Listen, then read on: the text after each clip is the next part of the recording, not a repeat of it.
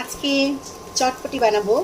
তো আমি এখানে বুট পানি দিয়ে সেদ্ধ বসিয়ে দিলাম, ঢাকনা দিয়ে ঢেকে দিলাম, এটা সিদ্ধ হোক।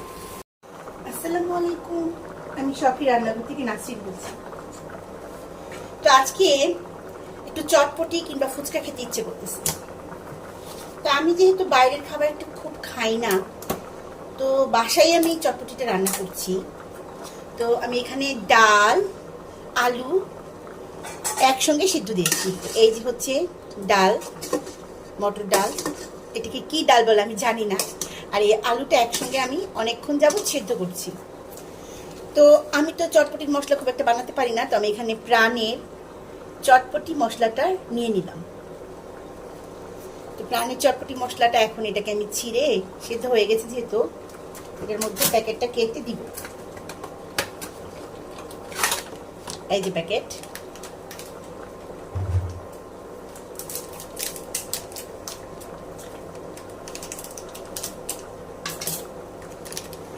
তো এখানে আমি খুব একটা বেশি দিব না, অল্প দিব, কারণ এই মশলাটা আমার আরো অনেক জায়গায় লাগবে।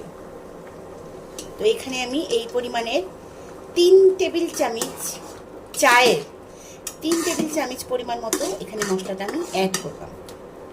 তো মশলার প্যাকেটটা আমি এখানে রেখে দিচ্ছি, কারণ একটু পরে আমার এই মশলার প্যাকেটটা লাগবে। আর যেহেতু আমার আলু আর ডালটা একসঙ্গে সেদ্ধ দিয়েছি, সেহেতু এটাকে আমাকে একটু, এই আলুটাকে আমার একটু স্প্রেস করে ভেঙে দিতে হবে, কারণ না হলে আমার এই ঘূর্ণিটা মানে এটা সুন্দর গাঢ় হবে না, আলুতে গাঢ় হবে।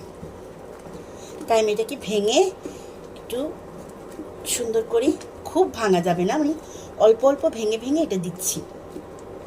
তারপর আমি তৈরি করে নিব টক, এবং এটার মধ্যে আরও অনেক কিছু যাবে। কিন্তু ভাগ্যবশত আমার ধনে পাতা নাই। আমি তো বলেছি আমার হাজবেন্ড বাসায় নেই, বাজারে যাওয়ার মতো আমার কেউ নাই।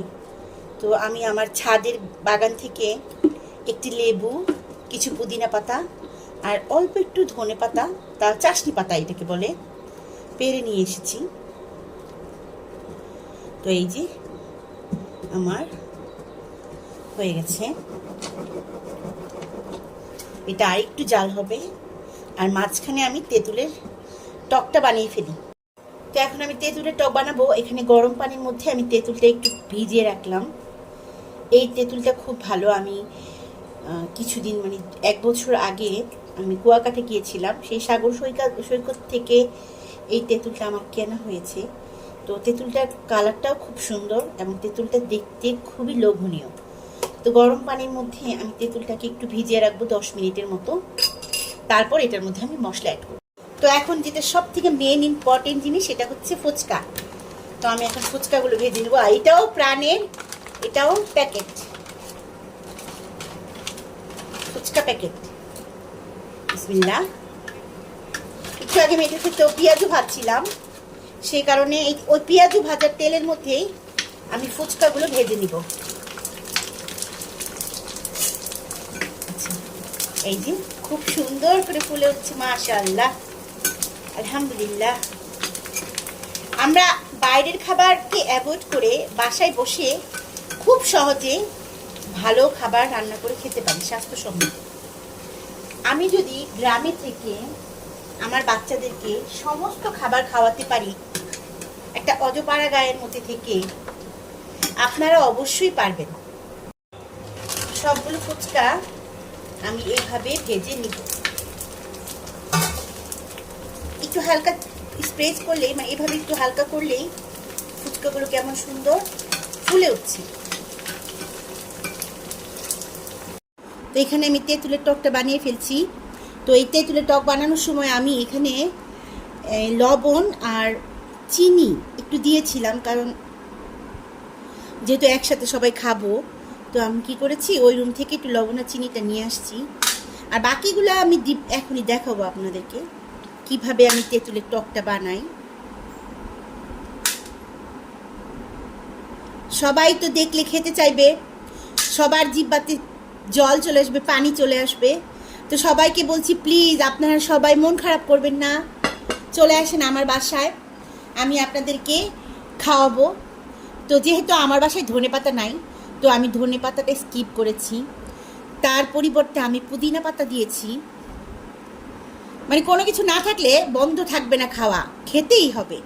এই যে এটা কাঁচামরিচ, আচ্ছা, আর একটুখানি আমি লেবু পাতা দিব।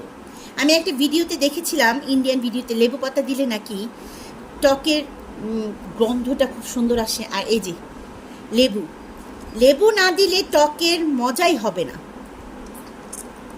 হ্যাঁ, এই লেবু তো দিতেই হবে, এবং লেবুর সাথে খোসাটাও দিয়ে দিতে হবে। এই যে লেবু তো দিতেই হবে, এর সাথে খোসাটাও দিয়ে দিতে হবে, মানে চামড়াটাও দিব। এবং এখানে আমি একটু কিছু পেঁয়াজ দিচ্ছি, একটু শসা, অল্প শসা। আর সব থেকে বেশি মোস্ট ইম্পর্টেন্ট হচ্ছে এই যে মরিচ।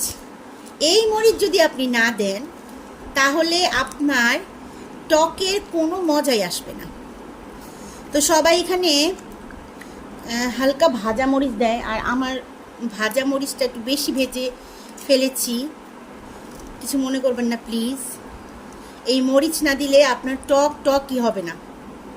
দেন তারপর দিচ্ছি আমি এটা হচ্ছে চটপটি মশলা, এটা দিতেই হবে। দেন দিচ্ছি আমি বিট লবণ, যেটা আপনার টককে বহু গুণে স্বাদ বাড়িয়ে দিবে। এটা একটু বেশি দিচ্ছি আমি, কারণ আমি সাদা লবণটা কম দিয়েছিলাম। তো এই গেল আমার টকের পর্বটা। এখন আমি চটপটির পর্বটা কমপ্লিট করি। এখানে আমি বেশি করে পেঁয়াজ কুচি দিয়ে দিচ্ছি, একটু ধনেপাতা কুচি দিচ্ছি, আমি এখানে টমেটো কুচি দিচ্ছি, পেঁয়াজ কুচি আমি সব দিয়ে দিব, শসা আমি সব দিয়ে দিব। দেন আমি এখানে ডিম দিয়ে দিচ্ছি, কাঁচামরিচ দিয়ে দিচ্ছি,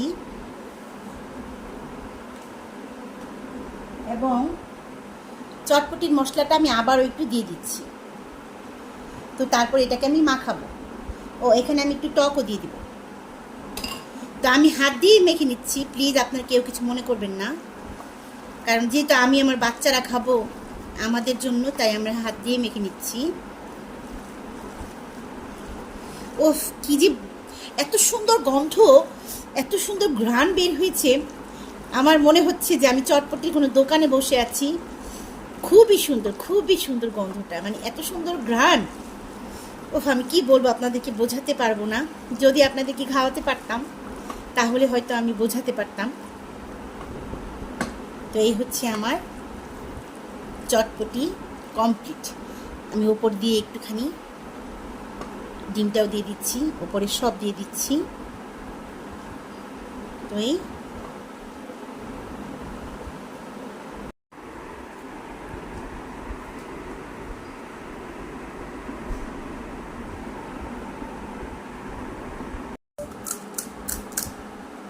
খুব মুচমুচে শব্দ হচ্ছে, খুবই মজা, মাশাআল্লাহ। এই যে টক, এই যে আমার বড় ছেলে খাচ্ছে। কেমন হয়েছে বাবা, কেমন হয়েছে? এই যে এরা দুজন, আমি খাচ্ছি।